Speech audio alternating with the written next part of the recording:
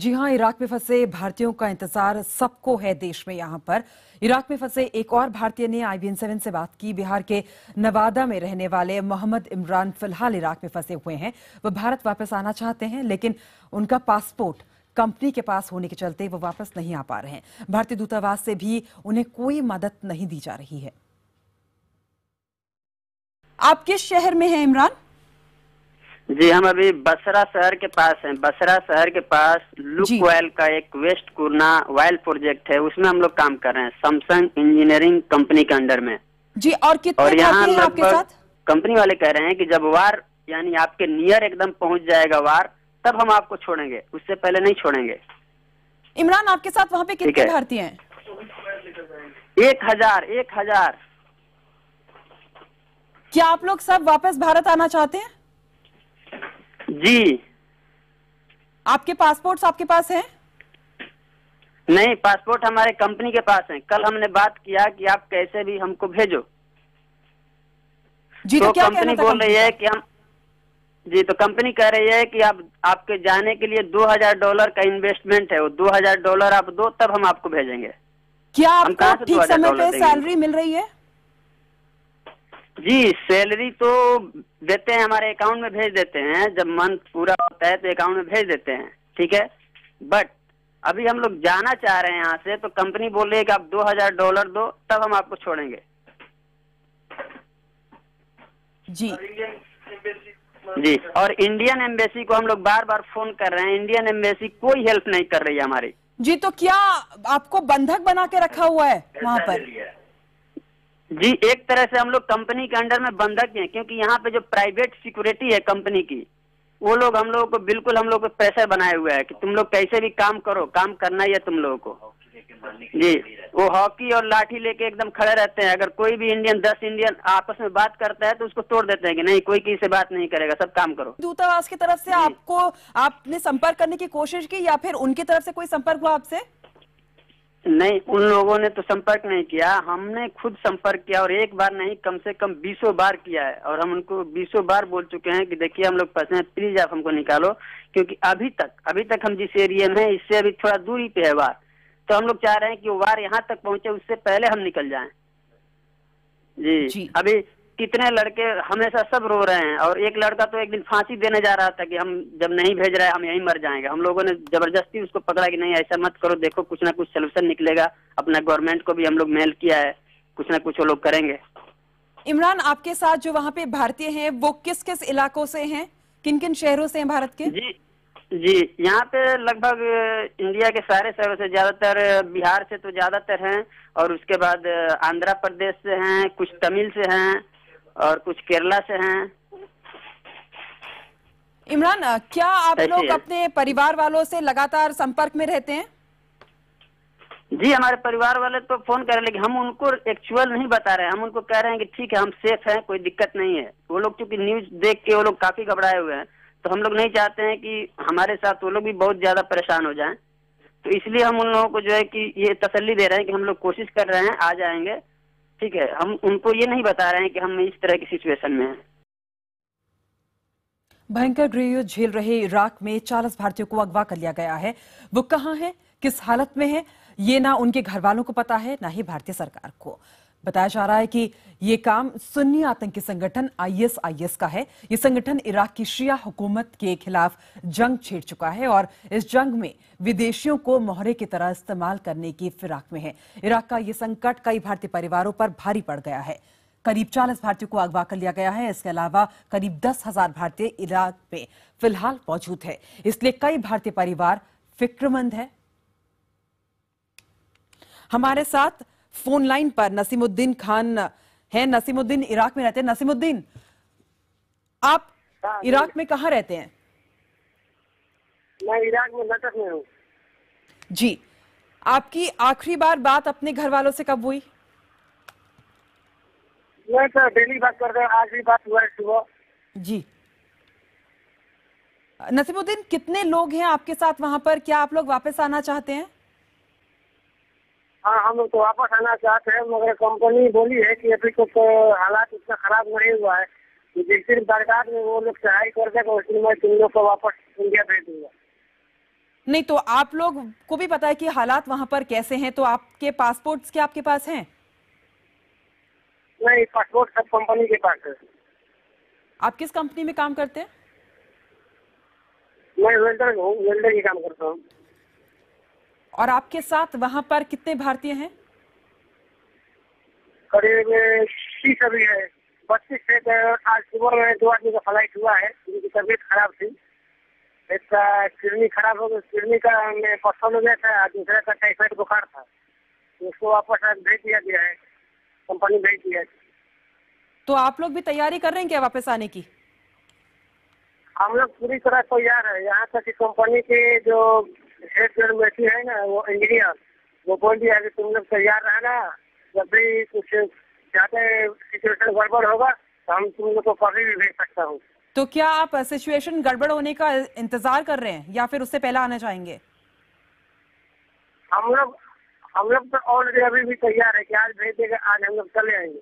मगर वो कंपनी जब भेजेगी तब ना हम लोग पासपोर्ट उसके पास है, टिकट वो देगा।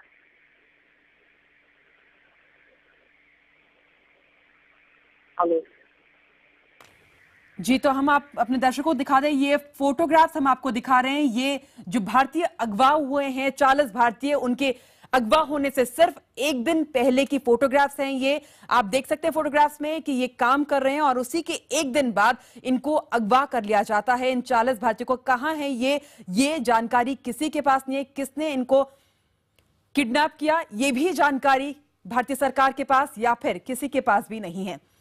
नसीमुद्दीन, मैं आपसे जानना चाहूंगी कि जिस कंपनी में जहां आप काम करते हैं, जिस कंपनी में काम करते हैं, वहां पर आपके साथ कैसा व्यवहार किया जाता है?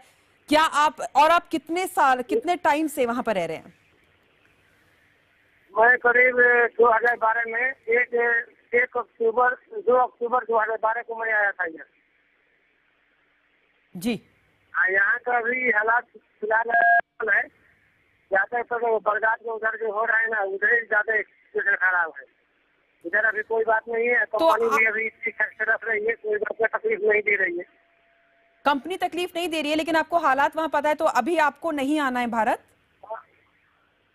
नहीं आना है हमको। कल आज सुबह फोन कर दिया था, कल भी फोन किया था कि हमको किसी तरह वहाँ से कुछ भी कोई बहाना करके वहाँ से ईमेल कराओ कि हम घर से चले जाए। यहाँ के हालात बहुत खराब होते जा रहा है।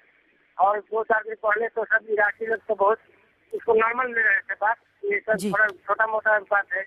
मगर कल से एकदम वो लोग का बात सब उनका बंद हो गया है। वो लोग बहुत खुशी में है, क्या अब हम लोग का हुकूमत छीन जाएगा। जी, नसीमुद्दीन, शुक्रिया हमारे साथ बात करने के लिए। हमारे साथ कांची गुप्ता भी हैं, रक्षा विशेषज्ञ हैं ये। कांची, कंटिजेंसी प्लान क्या होना चाहिए? भारत के पास मिलिट्री एसेट्स हैं, नेवल एसेट्स हैं, एयरफोर्स को स्टैंड बाय पे रखा गया है। अगर भारत सरकार की तरफ से कोई इंडिकेशन दिया जाता है तो उसके बाद की तस्वीर आप कैसे देखती हैं? जी, आप सही कह रही हैं। बहुत ज़रूरी है कि इंडिया ने जो डिफेंस पार्टनरशिप्स बनाई है गल्फ में, इस टाइम पे उसका एडवांटेज लिया जाए। हमने अभी सऊदी अरेबिया के साथ डिफेंस कोऑपरेशन पैक्ट साइन किया है, कतर के साथ हमारा पैक्ट है, ओमान के साथ हमारे बहुत स्ट्रॉन्ग नेवल टाइज हैं। तो हमें शिप्स डिप्लॉय करने चाहिए वहाँ पे कि जल्द से जल्द जैसे ही कोई इन्फॉर्मेशन मिले तो एक्शन लिया जा सके। जी कांची, ये बताइए कि इस मुश्किल घड़ी में और कौन कौन से देश है जो भारत की मदद के लिए आगे आ सकते हैं? देखिए, भारत की मदद के लिए तो मेरे ख्याल से ज़रूरी नहीं है भारत को ही एक्शन लेना चाहिए, पर इराक की मदद के लिए यूएस और ईरान दोनों को आगे आना चाहिए। जो ईरान ने पहले उनको बाहर लाने के लिए किसी से मदद ली जा सकती है? जी, जैसे मैंने कहा कि सऊदी अरेबिया, ओमान और कतर तीनों के साथ हमारे डिफेंस रिलेशंस काफ़ी स्ट्रॉन्ग हैं, तो तीनों कंट्रीज भारत को मदद दे सकते हैं।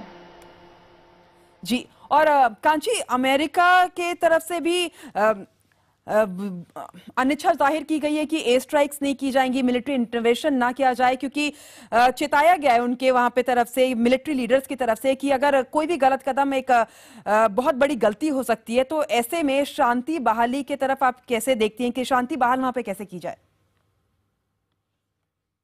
देखिए, अमेरिका के एयर स्ट्राइक्स के अगर नहीं होंगी तो बहुत मुश्किल है सिक्योरिटी सिचुएशन को कंट्रोल करना। हम होप कर सकते हैं कि ईरान इराक को ज़्यादा सपोर्ट दे, क्योंकि ऑलरेडी ईरान ने कह दिया है कि वो सिक्योरिटी फोर्सेस भेजेंगे। ईरान के रेवोल्यूशनरी गार्ड्स ऑलरेडी वहाँ पे हैं।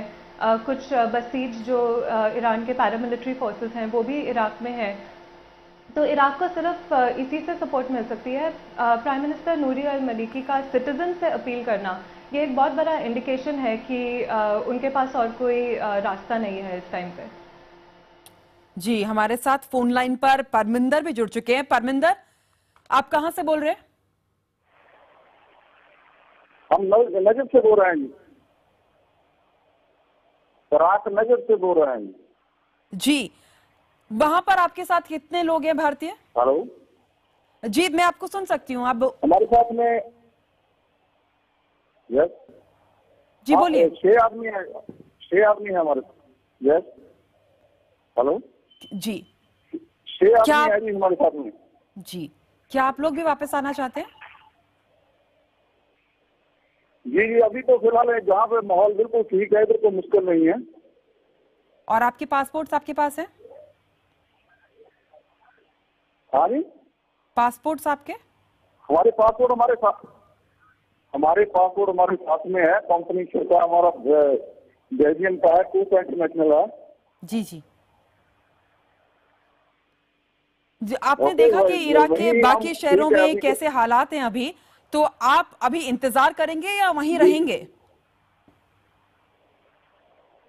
हम तो इंतजार नहीं किया, हमने कंपनी को बोल रखा है हमको भाई भेजो उधर से। अभी देखते क्या कर रहे हैं, कंपनी बोलता 2-4 दिन में हम भेज देंगे आपको। जी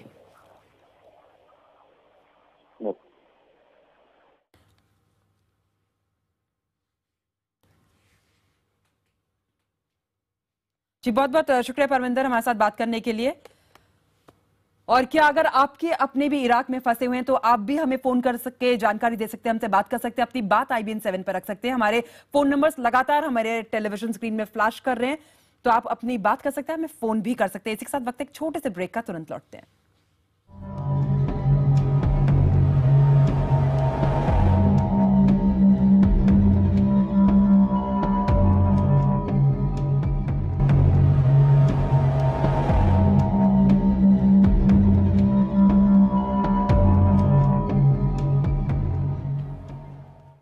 जी हाँ, ISIS यानी Islamic State of Iraq and Syria, इस नाम को ही इराक संकट के लिए जिम्मेदार माना जा रहा है।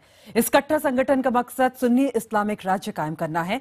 इराक के किन इलाकों में ISIS का कब्जा हो चुका है और किन इलाकों में वह कब्जे की कोशिश कर रही है, ये समझने के लिए चलते हैं मेरी सहयोगी स्मिता शर्मा के पास। आइए आपको मानचित्र के जरिए जो है दिखाने की कोशिश करते हैं कि इराक की इस वक्त जो जमीनी सूरत हाल है वो कैसी है। लाल इलाकों में हम आपको वो क्षेत्र दिखा रहे हैं जहां ये भिड़ंत देखने को मिल रही है।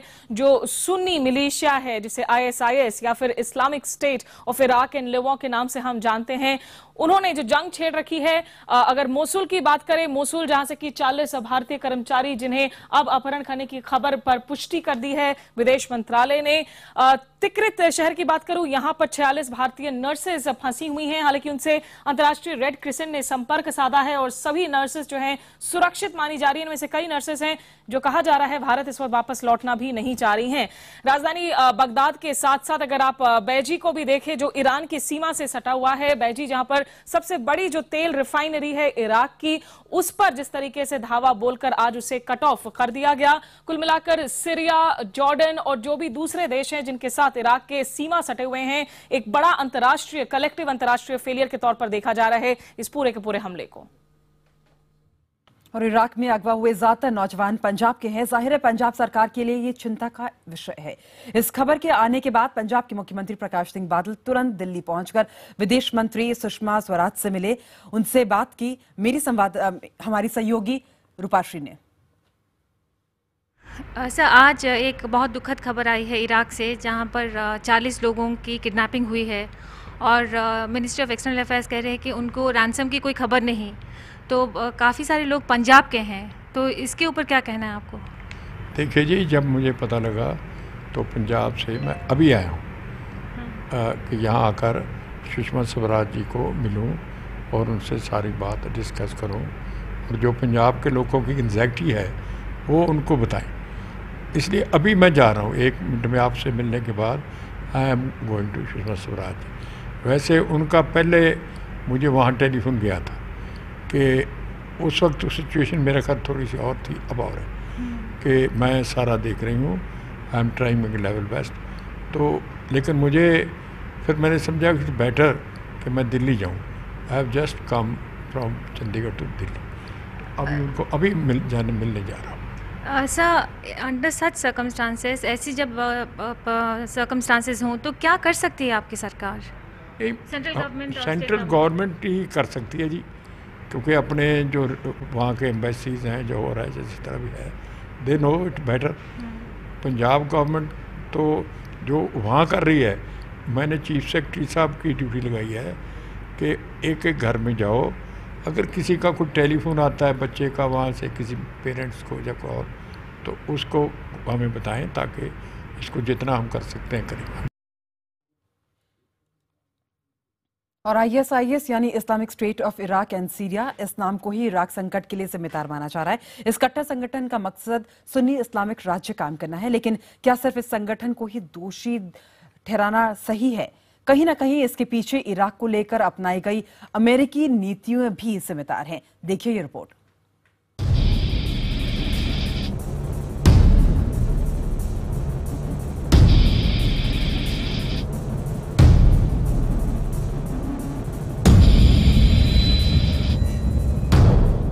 जून मोसुल पर हुआ ISIS का कब्जा, 12 जून तिकरित और बाजी पर आतंकियों का कब्जा, 16 जून तालाफर पर भी हुआ जिहादियों का कब्जा, 17 जून बाकूबा पर कब्जा। आखिर कौन है ये ISIS जो इराक के शहरों को एक एक करके अपने कब्जे में लेता जा रहा है? आखिर इराक के संकट के पीछे कौन जिम्मेदार है? कौन है जिसकी वजह से दुनिया एक बड़े आर्थिक संकट में फंस सकती है? आखिर क्या है ISIS? दरअसल जिहादी गुट ISIS या ISIL का पूरा नाम Islamic State of Iraq and Syria है। नाम से ही साफ है कि ISIS का मकसद इराक और सीरिया में सुन्नी इस्लामी राज की स्थापना है। ISIS अल-कायदा और उसके सीरियाई साथी जुहमत अल-नरसा के साथी गुट के तौर पर बना था। ISIS में मुख्य रूप से सुन्नी लड़ाके हैं जो इराक के शिया बहुसंख्यकों को खत्म कर देना चाहते हैं। एक एक कर इराक के उत्तरी इलाकों पर कब्जा करता जा रहा है आतंकी गुट ISIS। लेकिन क्या इस संकट के लिए अमेरिका भी जिम्मेदार है? ये समझने के लिए आपको करीब 12 साल पीछे जाना पड़ेगा, जब अमेरिका ने इराक के तानाशाह सद्दाम हुसैन की सत्ता उखाड़ फेंकी। सद्दाम की मौत के बाद अमेरिकी सरपरस्ती में 2006 में वहां लोकतांत्रिक सरकार बनी। शिया समुदाय के नूर अल मलिकी की सरकार ने देश के सुन्नियों के खिलाफ भेदभाव शुरू कर दिया। भेदभाव पर अमेरिका ने आंखें बंद कर ली। इससे जिहादी गुट ISIS के पक्ष में सुन्नी जन समर्थन जुट गया। इस बीच 2011 में ओबामा सरकार ने इराक से अपनी फौज वापस बुलाने का फैसला कर लिया। I mean, when you have people murdering, assassinating in these mass massacres, you have to stop that. And you do what you need to do if you need to try to stop it from the air or otherwise. If Americans obviously feel very powerfully about not putting boots back on the ground in Iraq, so we'll consider what options are available to us. America के जाने के बाद जिहादी गुट इतने मजबूत हो गए कि अब इराक की सरकार ही खतरे में पड़ गई है। मगर तस्वीर का दूसरा पहलू ये है कि इराक में असली लड़ाई अभी बाकी है। माना जा रहा है कि इस जंग में बगदाद कमजोर साबित नहीं होगा। माना जा रहा है कि ISIS लड़ाकों की संख्या 10,000 से कुछ ज्यादा है।